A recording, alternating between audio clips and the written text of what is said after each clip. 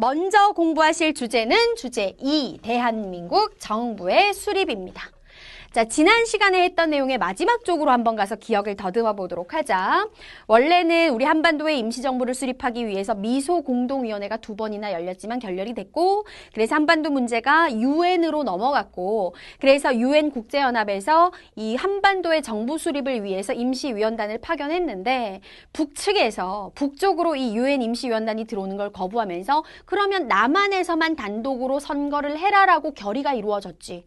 김구하고 김규식이 남북협상을 시도했지만 성과 없이 실패로 끝났어. 자, 그 이후의 상황인 거예요. 참고로 김구하고 김규식이 남북협상을 진행하기 위해서 북측으로 가가지고 김일성을 만나고 김두봉을 만났던 게 1948년 4월의 일이었습니다. 그리고 나서 드디어 남쪽에서 단독 총선거가 실시되는 게 바로 다음 달 5월이에요. 자, 지금부터 선생님이 정리하는 모든 순서는 다 1948년에 일어난 일입니다. 가장 중요한 핵심이 무엇이냐? 정부를 수립하기 위해서는 제일 먼저 필요한 게 뭐냐면 헌법이 필요해요. 헌법이 없는 국가는요, 진짜 국가가 아니야. 그럼 헌법을 만들어야 돼. 헌법은 누가 만들어? 국회의원들이 만들어. 근데 당시에 우리나라가 국회가 있어요? 없어요. 그럼 가장 먼저 해야 되는 게 뭐야? 국민들이 선거를 해서 국회의원을 선출을 해서 국회를 만들어야 돼. 그래서 실시된 선거가 바로 무엇이냐? 5월 10일에 실시된 5.10 총선거입니다. 자, 너희들이 굉장히 많이 헷갈려하는 거 일단 첫 번째 하나 들어갈게요.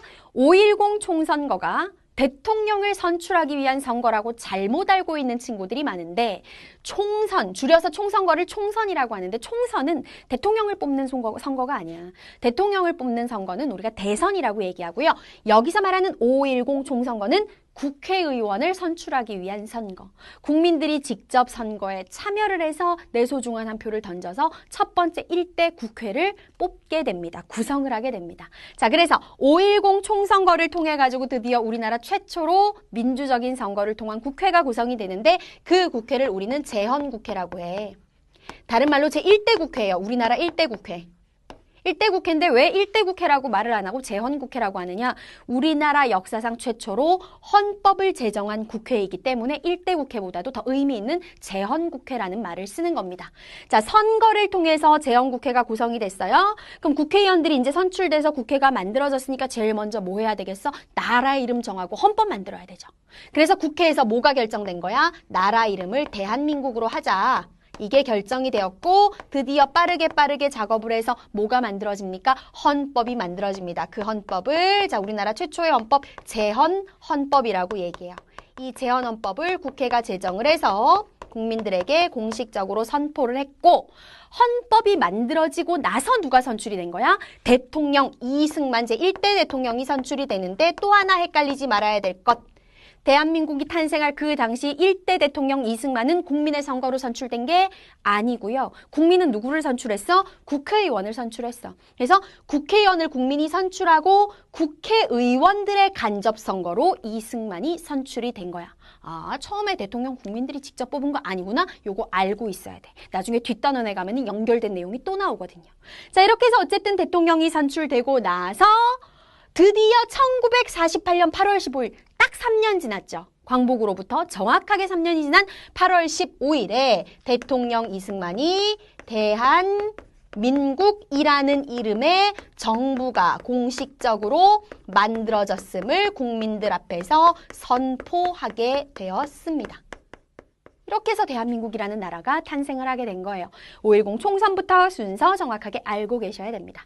자, 그렇다면 처음으로 만들어진 우리나라 최초의 헌법, 이 재헌헌법은 가장 핵심적으로 어떤 내용을 담고 있었느냐?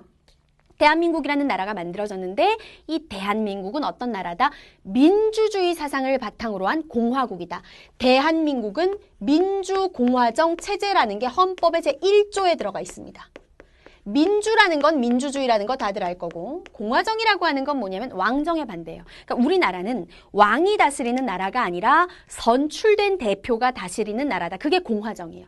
민주주의를 바탕으로 한 공화정 체제이며, 대통령이 국가를 이끌고 나가는 대통령 중심제 국가이다라는 내용도 담겨 있었습니다. 단 처음에 만들어진 재헌헌법에서는 대통령을 국민들이 직접 뽑는 직접 선거 제도가 아니라 누가 뽑는다. 국회가 선출하는 간접 선거 방식이었다라는 거 유의하시고요. 자, 이제 내려가서 그렇다면 대한민국 정부가 수립됐는데 과연 국제기구인 국제연합 유엔에서 이 대한민국 정부를 인정을 하느냐? 인정합니다. 1948년 12월에 이 유엔에서 공식적으로 무엇이라고 발표를 하느냐? 한반도에 만들어진 대한민국이라는 나라를 한반도에 있는 유일한 합법적인 정부로 승인을 해요. 무슨 말이냐면은 바로 밑에서 이제 북한 얘기를 할 건데 대한민국 정부가 8월에 만들어졌다 그랬잖아요. 그리고 나가지고 기다렸다는 듯이 그럼 니네가 먼저 정부 만들었으니까 우리도 나라 만들래 해서 바로 다음 달 9월 달에 북한에서 북조선 민주주의 인민공화국이라는 나라를 만드는데 국제연합 유엔에서는 인정하지 않았다라는 거예요. 왜냐하면 유엔에서 분명히 총선거 하라 그랬는데 북측에서 방문을 거부하고 지네끼리 한다 그랬잖아요. 그래서 인정할 수 없다 해서 유엔에서는 대한민국만 한반도에 있는 유일한 합법적인 정부다라고 승인을 했다라는 거지. 자, 그럼 여기서 이제 대한민국 이야기를 잠깐만 접고 북한의 이야기로 한번 넘어가 보도록 하겠습니다. 선생님이 앞에서 수업 시간에 이런 말을 했었어요. 북한은 이미 그 통일정부 만들 생각이 없었다 그랬지. 소련의 지령을 받아서 북측에다가 자기들끼리 사회주의 체제를 바탕으로 할 한 국가를 만들 준비를 몰래 하고 있었던 거야. 왜 몰래 했냐면 겉으로는 야 우리도 통일정부 만들기를 원해 이런 식으로 표현을 했다라는 거지. 그러면서 몰래 이미 언제부터 남쪽이 굉장히 소란스러웠던 1946년부터 그러니까 미소공동위원회가 열리던 그 해부터 이미 뭘 하고 있었느냐. 자기들끼리 정부를 만들기 위해서 북조선 임시 인민위원회라고 하는 걸 만들어 놓고요. 이 임시위원회에 임시위원장으로 김일성을 앉혀놓고 뭔가 사회주의 체제로 바꾸기 위한 기반들을 마련하고 있었어요.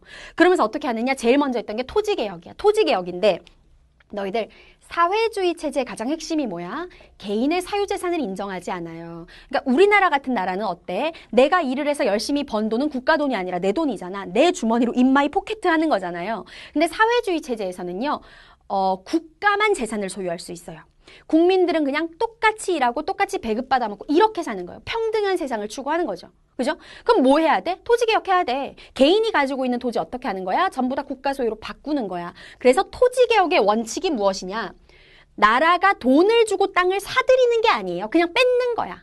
그냥 돈 안 주고 다 몰수한다. 뺏어들인다 해서 무상몰수라고 합니다. 무상몰수, 무상분배의 원칙.